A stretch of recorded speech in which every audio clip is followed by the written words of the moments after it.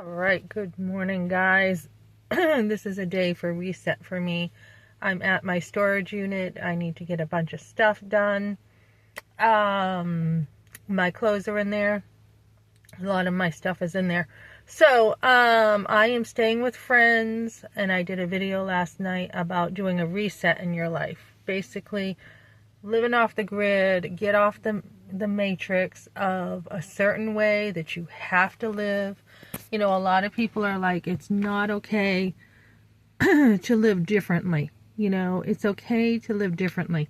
So one of the major problems, and I'm going to do this pro-life video here, is the matrix we see with the abortion movement. Okay, we see, well, a girl can't have kids at 16, 17, almost 17, 16. She's too young. She has to finish school. She has to have a career. You know, she's too young to be a mother. That is definitely wrong thinking. You want to be able to be like, no, she can actually have her kids at 16 and start a family young. 16, 17 is not too young to start a family. As far as her education, back in the day, yeah, things were different with education. People felt like you had to finish school and have a job, but yet at the same time, it is the man who's supposed to provide, right? So it's the boyfriend who's supposed to marry you and provide. So no, you don't need to have a career. You don't need to graduate and have a career. You know, you don't. I mean, the way we think about things is so backwards that we're willing to kill kids. So, I was talking to somebody the other day who has been a huge part of the foster care system and the adoption system, and it was such a pleasure to talk to her.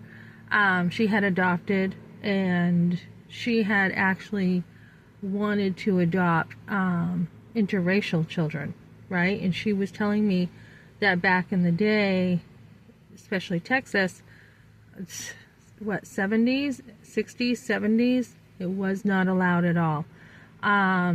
So she talked about her experience, the different groups she's been in, and one of the things that she talked about was how the parents, they had subsidized money from the government, and the parents who could not afford to adopt got the subsidized grants so that they could have children.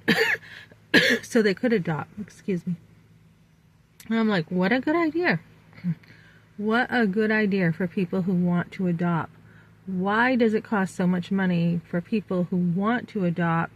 You know, why does it cost so much that it makes it impossible for them to adopt when we clearly need more people who want to adopt or to do foster care? So I'm just looking at the different systems with that right now, guys.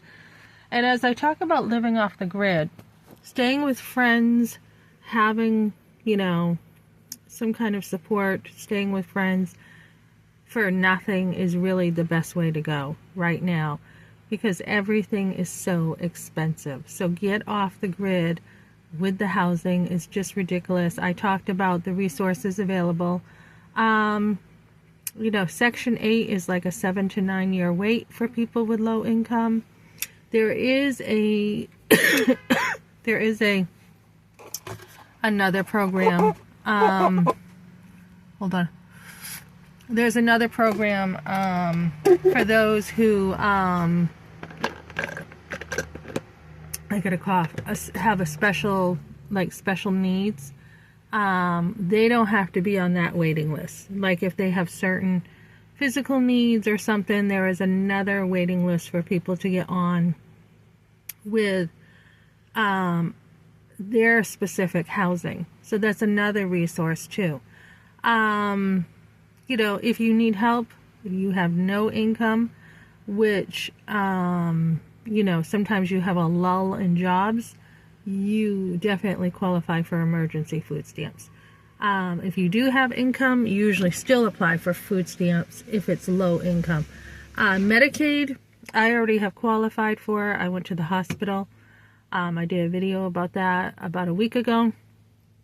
I just wanted to get checked about something, make sure that, because I'm always cold, make sure that I don't have a problem with like any kind of infection and stuff.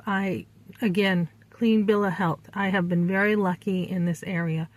I had blood work done too, just to make sure everything looked good, everything looked great. So, take advantage. I don't know where this cough came from. Take advantage of those resources, guys. Take advantage of, the WIC, the food stamps. I did this when my kids were young. My husband wanted to be home with his kids. He didn't want to be a truck driver like his dad was and be gone all the time. He wanted a relationship with his kids. So he had a low-income job. I wanted to be home. We lived off the grid. We lived a very different life. And, I mean, it was very traditional. And when I would go get fuel assistance, people would be like, do you work? And I'm like, yeah, I have kids. That's my job. My job is taking care of my kids full time, especially when they were younger. Well, like, what do you do really, like, for work? And I would get looked down upon, and we're talking about like 25 years ago. I was getting looked down upon for staying home with my kids, right?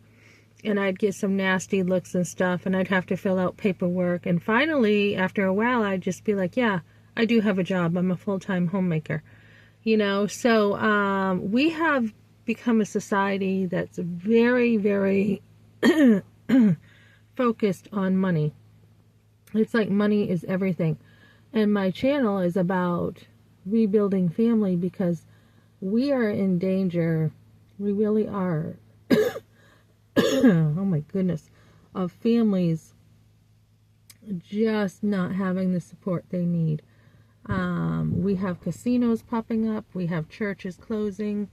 We have a different type of society right now. Someone had said to me, Melissa, I know you want to live on one income, but we're in a two-income society. And this was, like I said, 25 years ago. And I'm like, well, then guess what? We go against society, don't we? We go counter-cultural. So we really need to be, really focused on family, giving money to families, helping families have huge families. I came from a huge family. I was telling someone this the other day. My aunts and uncles I grew up with, they were like my brothers and sisters, basically. We need to get back to, big families. We had a conversation. That's the way it was in the day. People quit school. My father-in-law, he had quit school to help take care of his mother and his brothers. Family was everything. And that's what, America was built on, was big families. And good basic principles, right?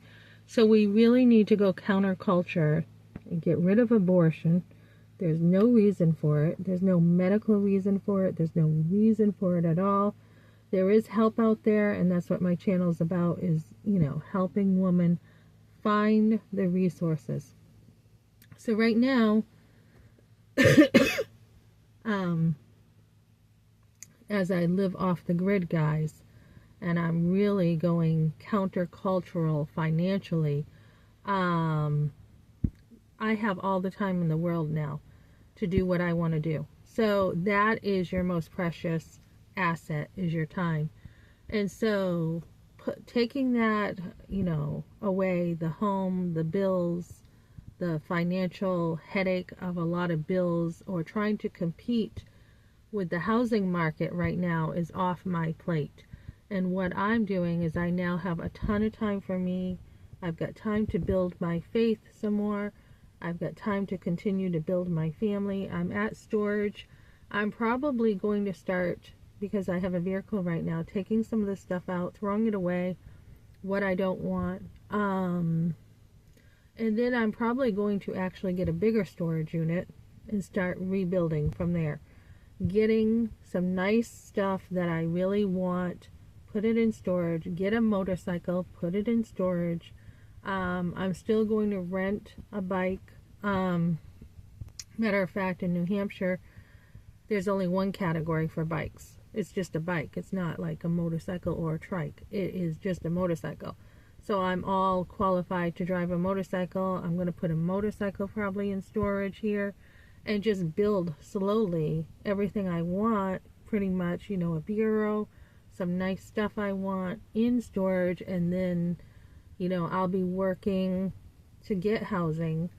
And probably the way I'm going to go, you know, I'll fill out some applications, but I'm probably going to go with the, you know, have 3 to 5 jobs, which I already have them set up, and then just do what I want. Or there is also a grant with New Hampshire Housing, and I haven't looked into that yet. But that's a first-time buyer's grant. And there's just a lot of time it takes to look into all the resources available. If I do a first-time home buyers grant, they will help you with the down payment.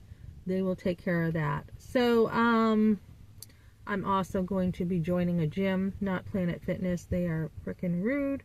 But that I have on here an experience I had with them, but join another gym and just focus on all the things I want right now.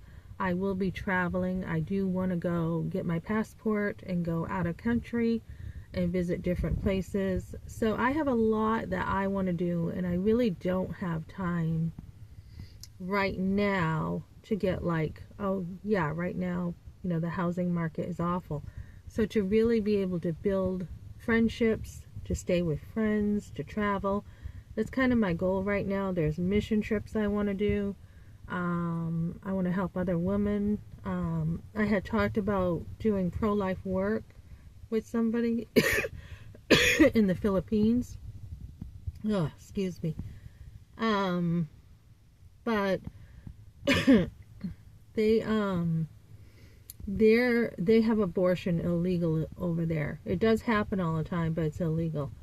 So, you know, taking a broad look at everything and saying, okay, which countries, you know, have this going on with abortion, which countries are having this going on, and just really be able to help women and pull together finances, you know, and resources for women all over different countries is really what I want to do. So we want to build families, guys, and not just financially, but we want to build the relationships.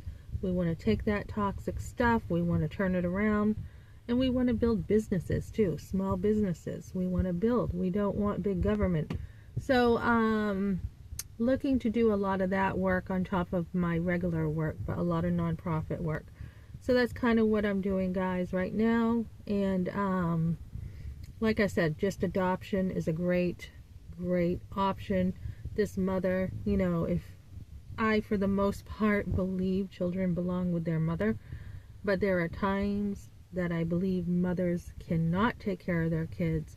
And we were talking about a situation of a mother who was an alcoholic, and she was such a bad alcoholic, she died with liver problems, and she literally could not take care of another child. She literally couldn't. So she didn't have an abortion. She gave the baby up for adoption. And that child, you know, is someone someone I know who, if she did not do that, the world would not have been a better place. So we want to just stop the abortion and look at the resources, guys. Instead of going for abortion, we want to look at resources and say, how can we make this work? And that matrix of thinking that a girl needs to, you know, graduate and have a childhood and, you know, before motherhood, no.